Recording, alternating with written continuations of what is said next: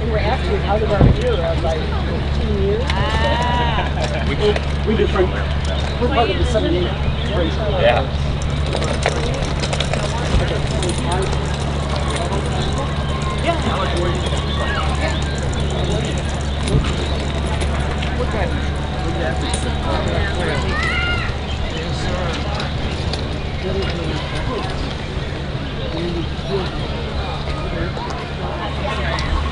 The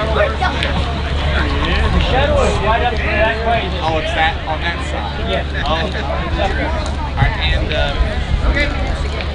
I noticed you said something about the president's home.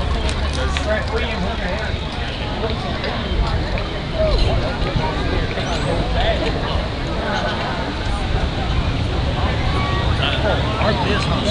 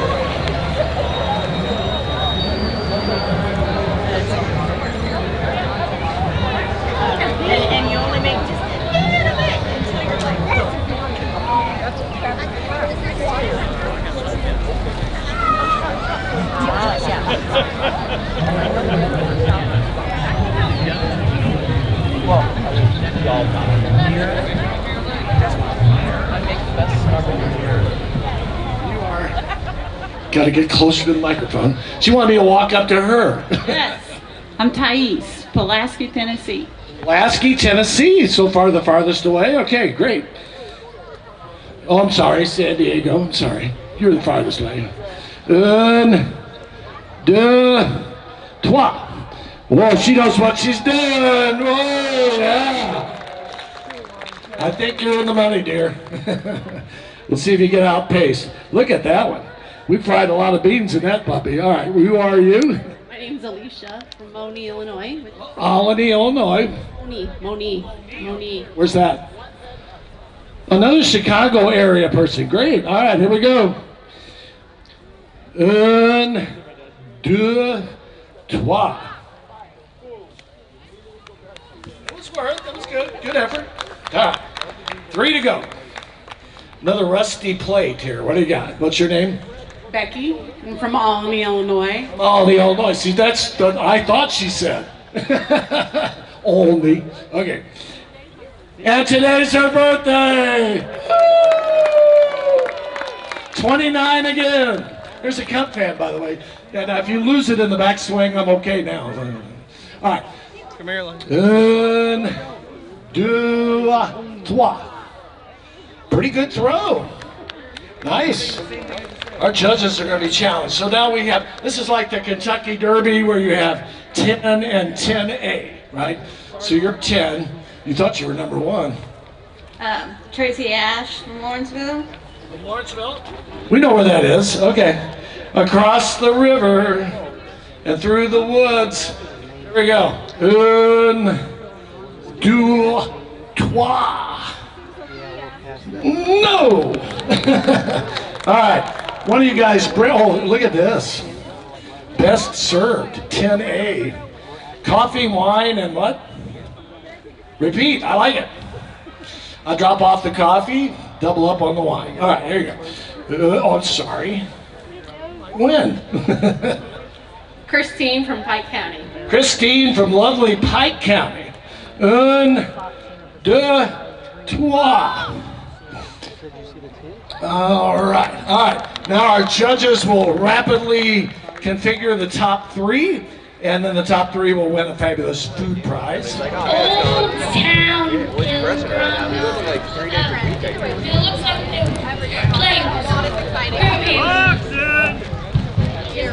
good Austin's coming through! Hey, we got the water. Austin, come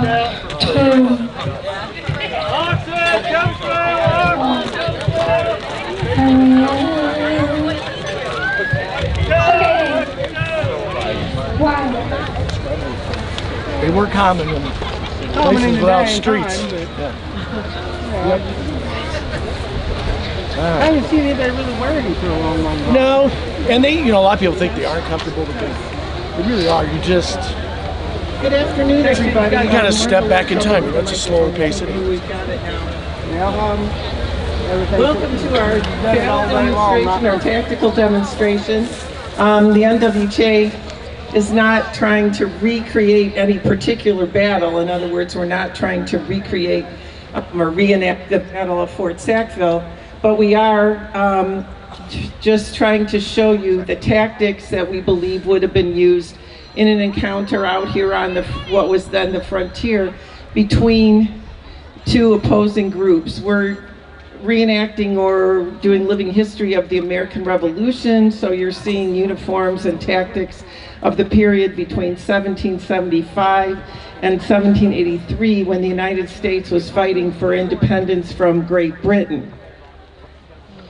A couple of safety warnings we need to give you before we get started. First, the volume of fire might be louder than you expect because the trees act as kind of a wall and bounce the sound back on us. So if you're wearing a hearing aid, we suggest that you consider turning that down. Again, if you're wearing a hearing aid, we suggest that you consider turning that down. Secondly, please watch along the rope line. You're welcome to sit along the rope line. That's the boundary of our battlefield, but make sure that you keep an eye on the children and make sure they don't scoot out under that rope because they don't even notice it's there a lot of the times.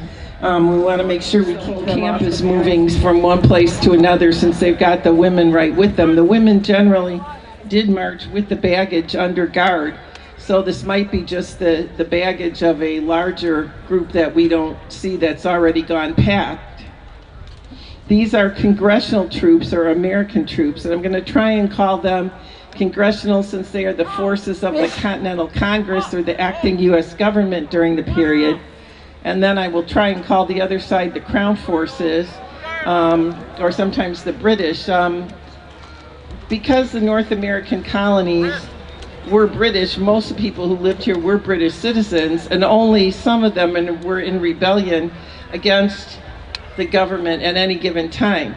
So, and we think about a third were in rebellion at any time, a third were neutral, and a third actually were loyal to King George III and did not think we should be fighting for independence. And we'll see some of those Americans fighting on the Crown Forces side.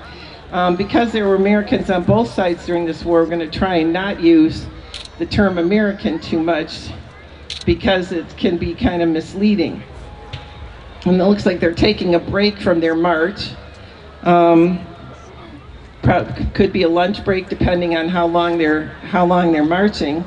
As our tactical progresses, you will see that both sides are using primarily the linear or line of battle tactic where the men are lining up in the straight line and firing each other. And we sometimes hear that only the British did that and that it was kind of dumb and that's why they lost the war. And actually, there is a reason why that was the tactic that was used, and that's based on the weapons. There were two weapons available to the armies during the American Revolution, the musket and the rifle. The musket is a smoothbore weapon, uses an undersized ball that can be loaded and fired quickly. All these are muzzle loading weapons, so you should be able to fire about 4 rounds, 3 to 4 rounds from your musket in a minute.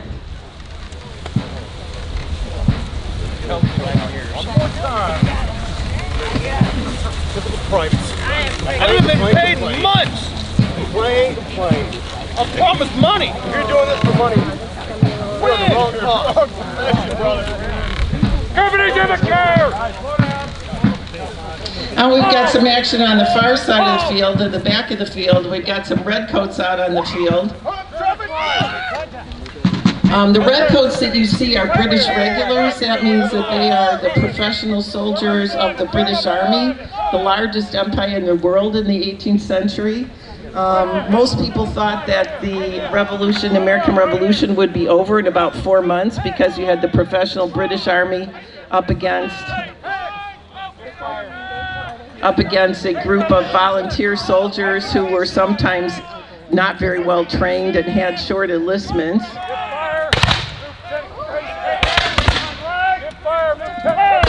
Starting to fire. You'll notice both sides, as I mentioned earlier, in a line. The reason for that is that you're using a weapon that's not the most accurate, and you're trying to stop the enemy line from advancing. So what you want to do is face them directly where you're firing at the broadest part of the target, where you have a chance of taking a casualty, more so than hiding behind rocks and trees and taking individual pot shots. If you fire a volley from a bunch of weapons all at once, you're more likely to take the casualties that you need. You'll notice that the sides are firing by division. In other words, one group will fire and then reload, and then the next group will fire and reload, then the next group will fire, so that you've got continuous fire continuously going down the field and you don't have everybody unloaded all at once. Now on the side with the redcoats, you will see some men in green coats. Those are those Americans that I talked about earlier who did not think we should be fighting for independence. Some of them volunteered their services to fight alongside the redcoats, and the British government gave them green coats in recognition of their service to make them kind of semi-official members of the British Army.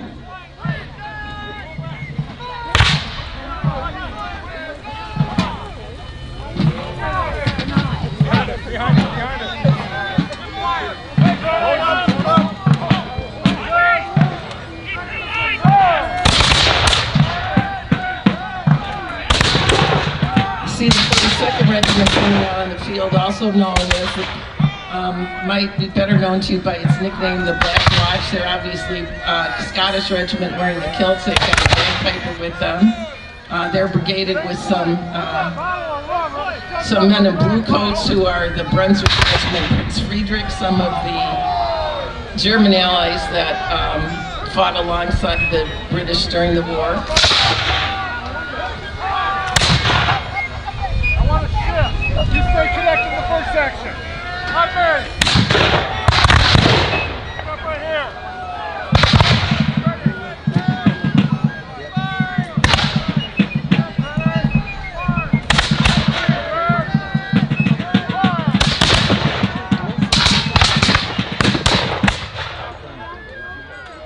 You'll see a few women out on the battlefield. We have the group that was traveling with the wagon train, or with the wagon, obviously moving from one camp to another since they were carrying such things as their camp kettles, and they've got backpacks that have got some of their extra clothes and blankets and things like that in them. We also have a few other women out on the field. Generally speaking, we think that women did not generally go into combat, but we do have instances where we know that women brought extra water to the battlefield and things like that. And very frankly, we're using our women as 21st century first aiders, having them check and make sure that none of the casualties are real, that they're all safe out there.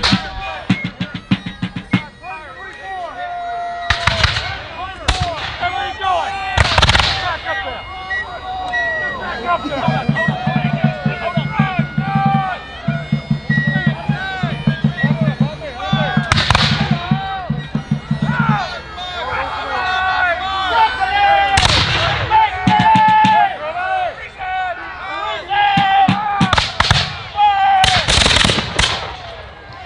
Now, the musket has an unfortunate reputation of being not very accurate. Actually, it was quite accurate up to probably about 100 yards. You can take casualties even further away than that. So, as the sides get closer together,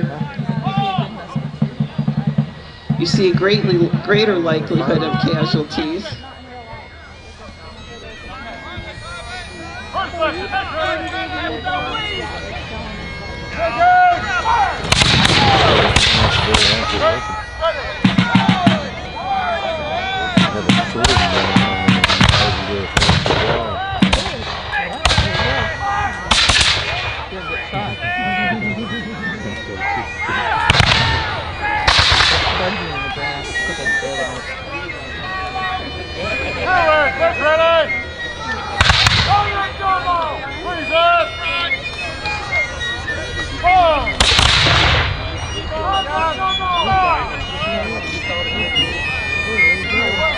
This is kind of an interesting configuration.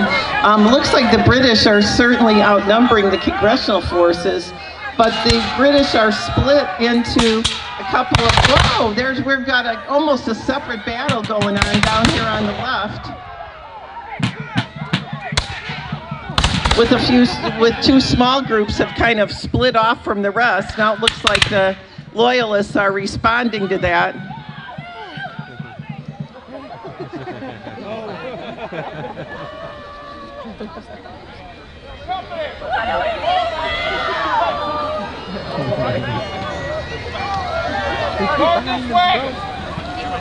That took out a number of the men that were with the party that was with the resupply party with the wagon.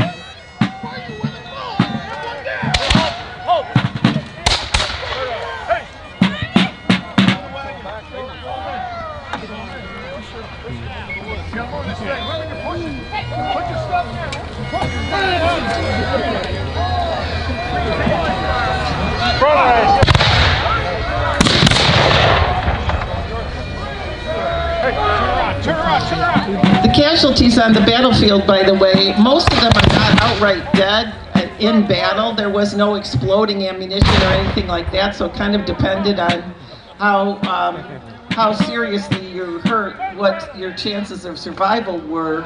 Most of them survived the battlefield itself. They were much more likely to die actually of the infection that they would get after the wound was treated than they were to die an outright battlefield death. The surgeons of the victorious side will take care of the wounded.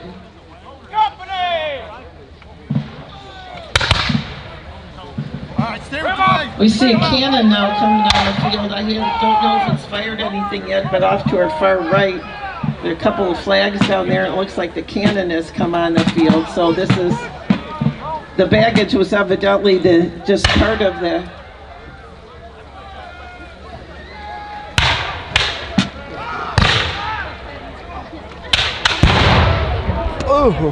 There, the cannon coming into play now. It doesn't look like the Crown Forces have a cannon, so that is a definite advantage for the Congressional Forces. But the Congressional Forces are separated into two separate groups, and now the Crown Forces, the British, are also having to separate and into two kind of separate groups on the battlefield, and that makes either of the groups more likely to be taken, be defeated and taken prisoners. So it'll be really interesting to see what happens here. I don't think I'm willing to predict who's going to win this, at least not right now.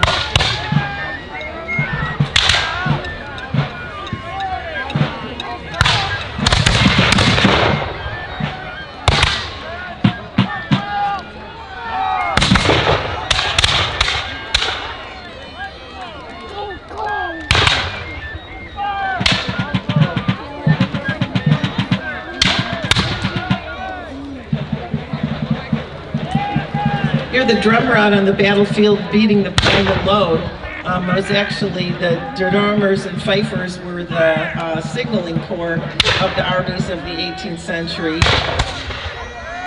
able to relay the voice commands of the sergeants or of the NCOs and officers.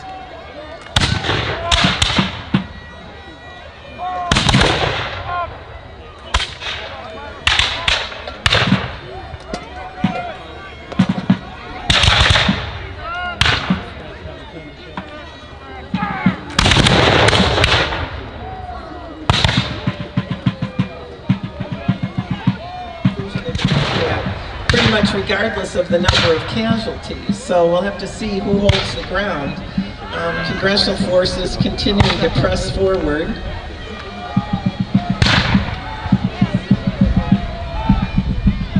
A lot of what happens here depends on how long the ammunition holds out here on the frontier. It could be in short supply for either side.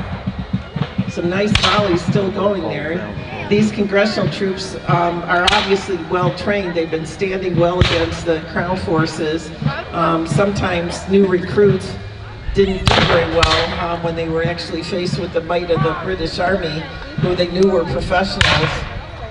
But these seem to be doing basically doing very well in holding the field.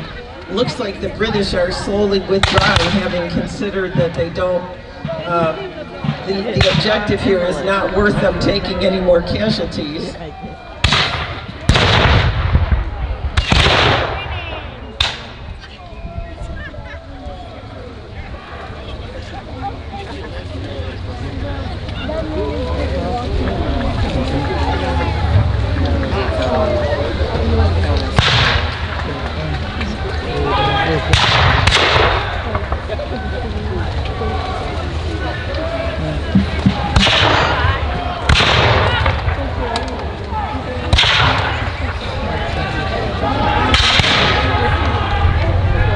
Looks like we've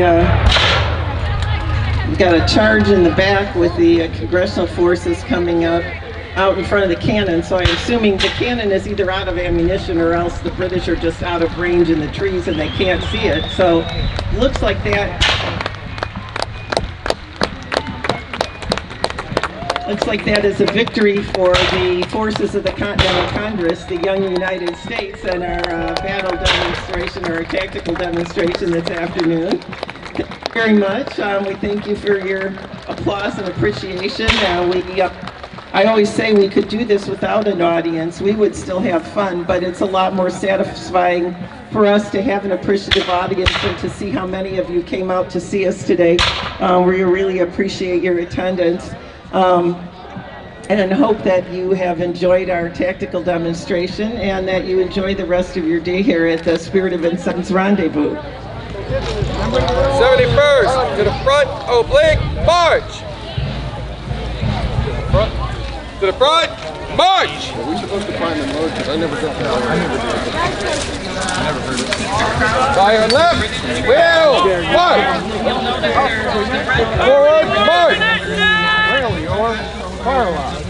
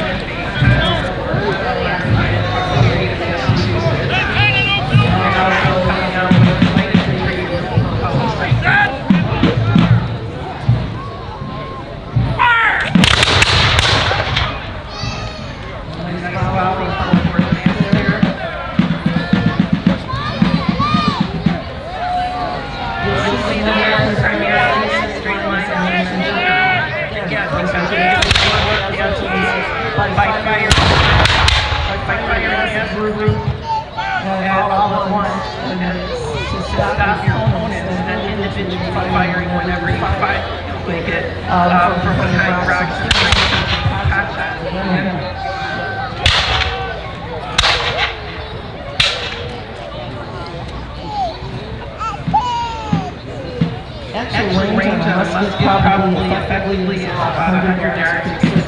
Hit a target further away than that. So that is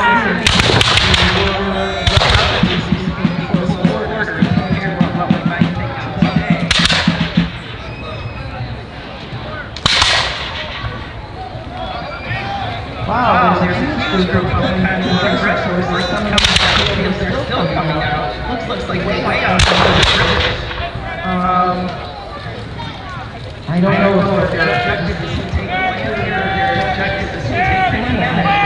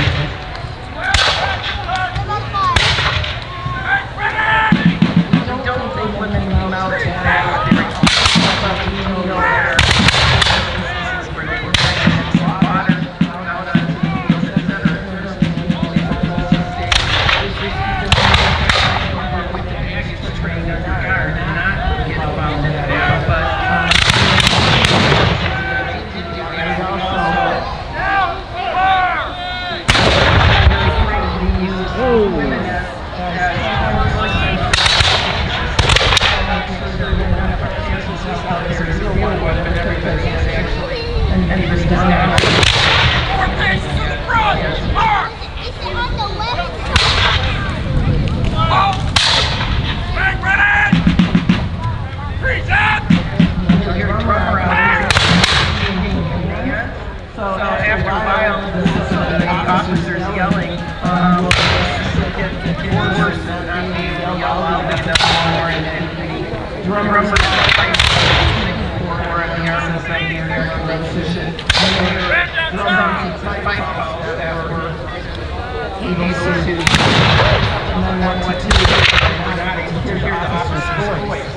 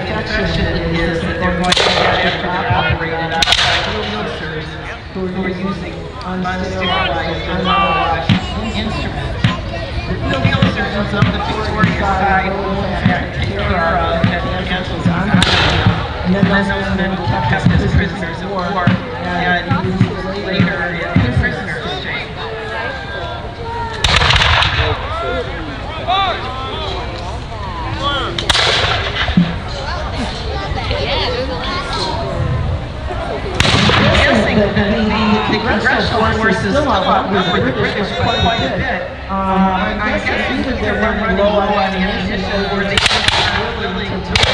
And we're down to the accuracy of the cannon over here on the Crown Forces side because they are pulling back off the field.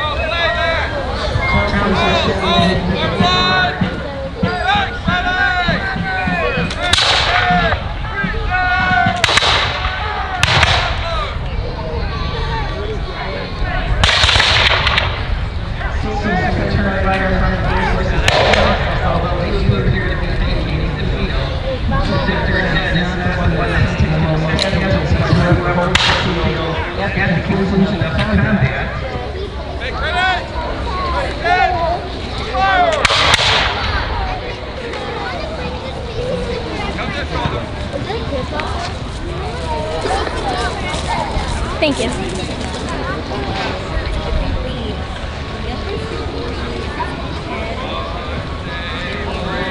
Ladies and gentlemen, I see no further opposition from the forces of the Congress. I think this is a decisive victory for the forces of the Crown in our battle demonstration this afternoon. This concludes our battle demonstration. I hear some moves from over here. We will see returning twice tomorrow to see if forces of the Continental Congress and victory against the British and the United States fighting So thank you very much for coming out to see us this afternoon. We hope you enjoyed our demonstration.